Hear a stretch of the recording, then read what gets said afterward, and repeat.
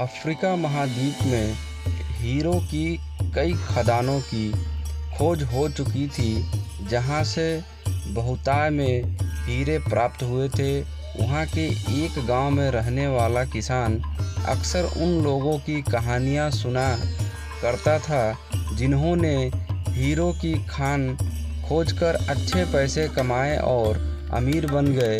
वह भी हीरे की खान खोजकर अमीर बनना चाहता था।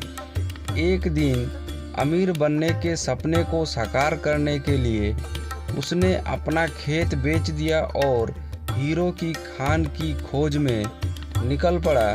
अफ्रीका के लगभग सभी स्थान छान मारने के बाद भी उसे हीरो का कुछ पता नहीं चला। समय गुजरने के साथ उसका मनोबल गिरने लगा। उसे अपना अमीर बनने का सपना टूटता दिखाई देने लगा। वह इतना हताश हो गया कि उसके जीने की तमन्ना ही समाप्त हो गई और एक दिन उसने नदी में कूदकर अपनी जान दे दी। इस दौरान दूसरा किसान, जिसने अपने पहले किसान से उसका खेत खरीदा था, एक दिन उसी खेत के मध्य बहती छोटी नदी पर गया। सहसा उसे नदी के पानी में से इंद्रधनुष प्रकाश फूटता दिखाई पड़ा। उसे ध्यान से देखा तो पाया कि नदी के किनारे एक पत्थर पर सूर्य की किरणें पड़ने से वह चमक रहा था।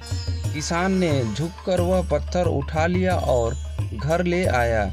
वह एक खूबसूरत पत्थर था। उसने सोचा कि यह सजावट के काम आएगा और उसने उसे घर पर ही सजा लिया। कई दिनों तक वह पत्थर उसके घर पर सजा रहा। एक दिन उसके घर उसका एक मित्र आया। उसने जब वह पत्थर देखा तो हैरान रह गया।